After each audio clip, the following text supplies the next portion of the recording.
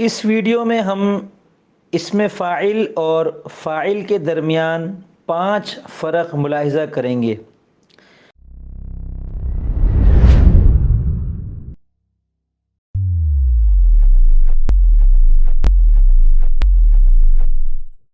بسم اللہ الرحمن الرحیم۔ السلام علیکم ورحمۃ اللہ وبرکاتہ۔ میں محمد اسامہ سرسری۔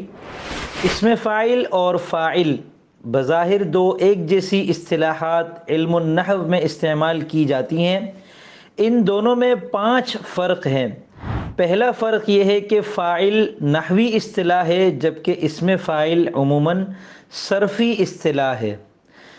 دوسرا فرق یہ ہے کہ فاعل مصدر بھی ہو سکتا ہے، مشتق بھی اور جامد بھی، مگر اسم فاعل فقط مشتق ہوتا ہے۔ تیسرا فرق یہ ہے کہ فاعل ہمیشہ مرفوع ہوتا ہے جبکہ اسم فاعل کبھی مرفوع، کبھی منصوب اور کبھی مجرور ہوتا ہے۔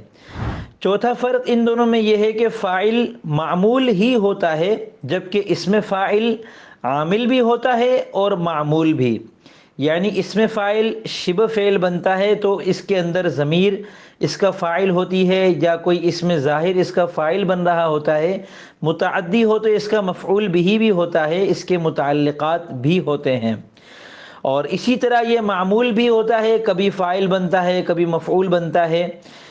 پانچواں فرق یہ ہے کہ فاعل کبھی معرب ہوتا ہے اور کبھی مبنی، جبکہ اسم فاعل ہمیشہ معرب ہوتا ہے، مبنی کبھی نہیں ہوتا۔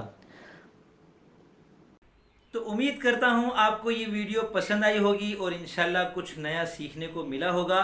عربی زبان، نماز اور قرآن کریم کو اچھی طرح اور تسلسل کے ساتھ سیکھتے رہنے کے لیے میرے اس چینل کو سبسکرائب کر لیں۔ فی امان اللہ۔